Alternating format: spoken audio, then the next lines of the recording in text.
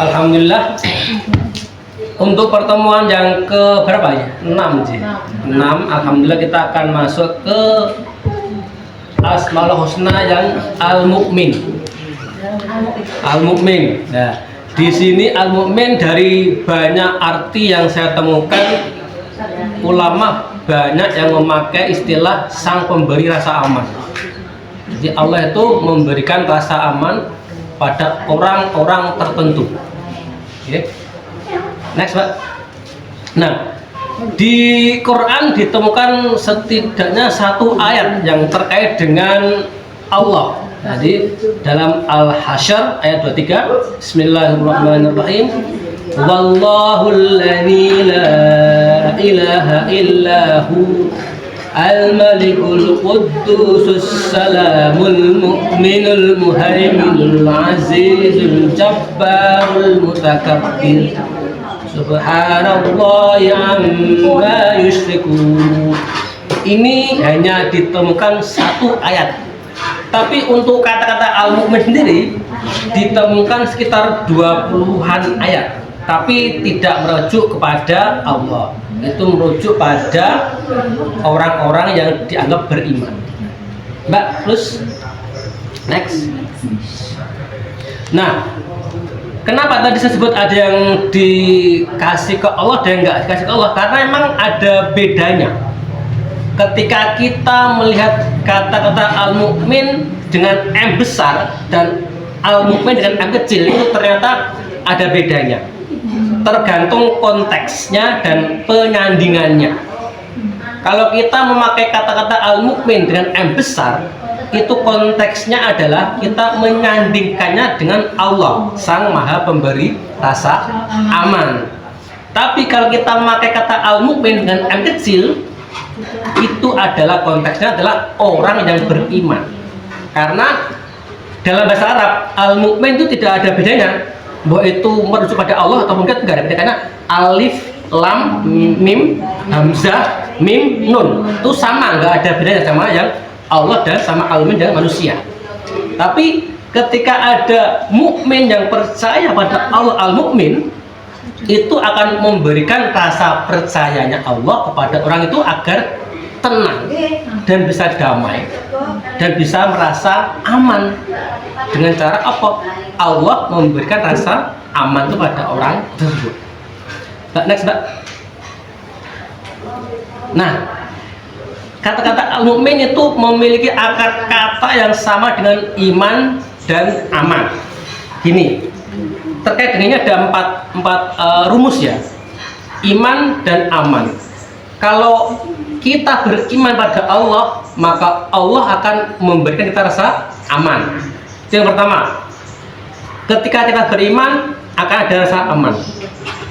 Tetapi ada juga kasusnya ketika tidak beriman kok dia aman. Yang kedua, yang ketiga, ketika dia beriman tapi tidak aman. Yang keempat, tidak beriman dan tidak aman. Nah, itu sudah kita satu. Pertama, kalau dia beriman dan dia jadi aman itu klop.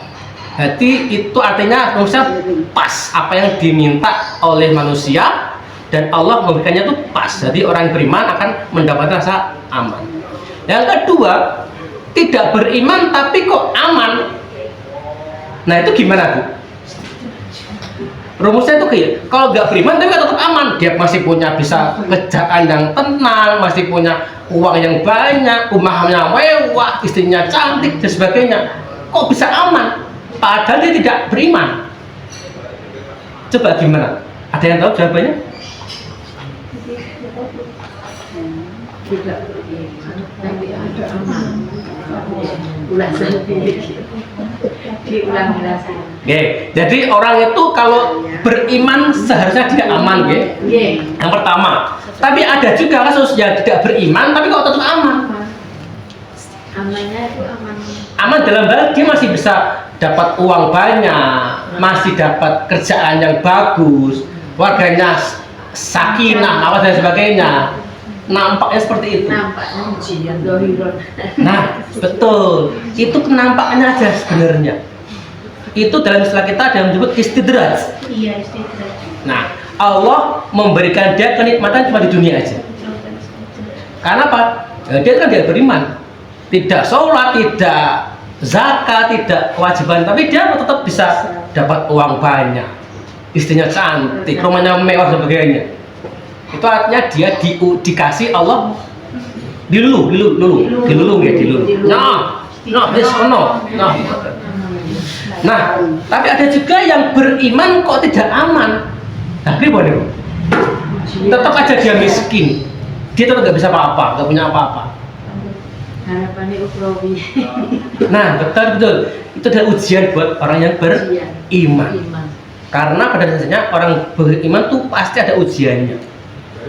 Jadi jangan khawatir, yang namanya orang beriman itu pasti Allah ngasih pastian, pasti akan aman. Entah di dunia, entah di akhirat. Jangan dikira ini cuman di akhirat, mungkin nanti, tapi itu yang paling besar keamanannya. Karena ketika kita cuma mengandalkan hidup aman di dunia, kalau kita nanti tidak aman di sana malah kita malah rugi. Karena yang kita ingin adalah kita aman di akhiratnya sana, meskipun nanti kita juga pengen di aman di dunia juga.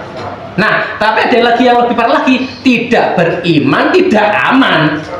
Itu sudah double itu, sudah nggak beriman nggak aman lagi, sudah nggak beriman kere lagi ya, itu malah itu japol-japolan tuh lagi besar tuh, nggak gitu banget nih. Jadi itu artinya apa? Yang kita pengenkan adalah semoga kita tetap dengan rumus yang pertama, kita beriman dan juga tetap aman, gitu yang diinginkan. Karena memang Allah sudah memberikan nasnya kepada manusia bahwa Allah akan memberikan keamanan atau rasa aman bagi hambanya yang beriman. Ini sudah dipastikan Quran. Oke, next. Nah, ada lagi hubungan antara iman, aman, dan amanah. Nah, saya kasih contoh yang lebih mudah. Pemimpin yang amanah itu akan bisa membawa warganya menjadi rasa amannya ada dalam diri mereka, bila dibandingkan dengan orang yang menjadi pemimpin tapi dia tidak amanah, dia korupsi, dia suka makan uang rakyat, dia suka melanggar hukum dan dia tetap aman-aman saja, pasti yang warganya pasti akan merasa nggak aman. Ini betul? Nah, berarti kan seperti itu katanya. Dan juga sama ketika kita menghadapi penjual yang tidak amanah, yang suka main curang di timbangan, suka main tidak jujur, itu pasti akan dijauhi oleh pembeli. Gimana? Karena apa? Membeli tidak aman pada orang yang membelikan. Tapi beda kan dengan orang yang amanah, dia akan tetapkan timbangannya sesuai dengan apa yang sesuai dengan timbangannya, dan dia jujur apa adanya tentang itu. Orang akan senang. Ini juga terkait dengan amanah ini, saya teringat dengan cerita Nabi Muhammad ketika beliau berdagang. Beliau itu saking jujurnya, dia itu mengatakan apa adanya. Ini jelek Pak Bu, ini bagus Pak Bu. Jadi orang akan ngerti, oh ini bagus toh, oh ini jelek toh. Dan dia akan memberikan apa adanya informasinya. Akhirnya apa? Malah mendapatkan keuntungan yang banyak. Karena apa? Orang senang. Oleh karena itu Nabi diminta oleh sang juragan itu yang Khadijah itu minta untuk jadi suaminya. Karena apa? Melihat dari kejujurannya, amanah dia sebagai pedagang. Itu terkait dengan amanah. Next. Nah, ini yang perlu kita jadikan highlight maksudnya, bahwa karena tidak ada seorang pun manusia yang sanggup memberi makan pada orang yang kelaparan kecuali atas izin Allah. Jadi meskipun kita ngasih makan orang, sejatinya Allah lah yang ngasih makan orang itu lewat tangan kita. Karena kita jadi wasilahnya, kita harus beruntung, kita harus bangga. Alhamdulillah lewat saya. Karena dari itu kita tetap dapat pahalanya, ganjarannya tetap ada. Meskipun yang ngasih adalah Allah, tapi lewat tangan kita. Yang kedua, tidak ada yang bisa memberi rasa aman pada orang yang takut kecuali Allah. Ada dalam Quran yaitu wa amanahum min khawf. Wa amanah lan memberi rasa aman pada Allahum pada orang min khauf pada takut atau khawatir. Yang kita pengen adalah Allah tetap memberi kita rasa aman dari rasa takut. Karena sejatinya rasa aman dan nyaman itu adalah milik Allah dan atas berkenanya manusia bisa mendapatkannya. Jadi kita cuma sekedar sebagai wasilah aja. Tapi tadi kita tuh harus beruntung, harus bangga karena kita bisa menjadi wasilahnya orang mendapatkan rasa aman dan nyaman dari kita. Next. Nah ini yang terakhir, ada hadis yang kita mungkin harus jadi pertimbangan, gitu. Jadi iya Pak dari Imam Muslim bahwasanya barang siapa yang tetangganya tidak merasa aman dari kejahatannya, maka ia tidak akan masuk surga. Astagfirullahaladzim.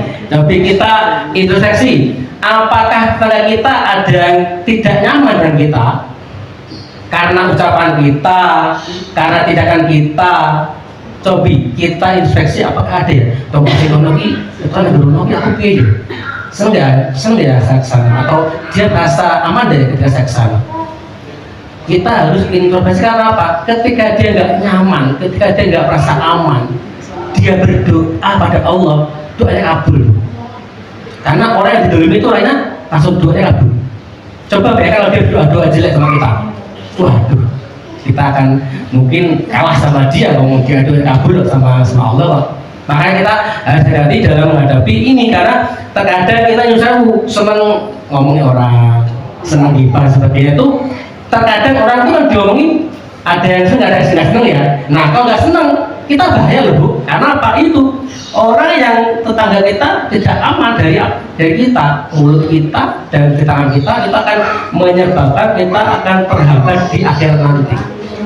Jadi monggo kita introspeksi sendiri, kita lihat di sendiri apakah saya ini ketika berada di dalam lingkungan, di dalam persatuan sama orang itu apakah kita berada di dalam vibe yang positif atau yang negatif. Moga-moga kita semua setelah dari sini bisa introspeksi, bisa muas diri, bisa melihat situasi dengan lebih baik dan semoga kita bisa lebih bermanfaat dan lebih bisa bermakna baik pada orang-orang sekitar kita. Itu je yang bisa saya sampaikan terkait dengan al-mukmin. Salah kata saya mohon maaf. Kira Assalamualaikum warahmatullahi wabarakatuh. Waalaikumsalam warahmatullahi wabarakatuh.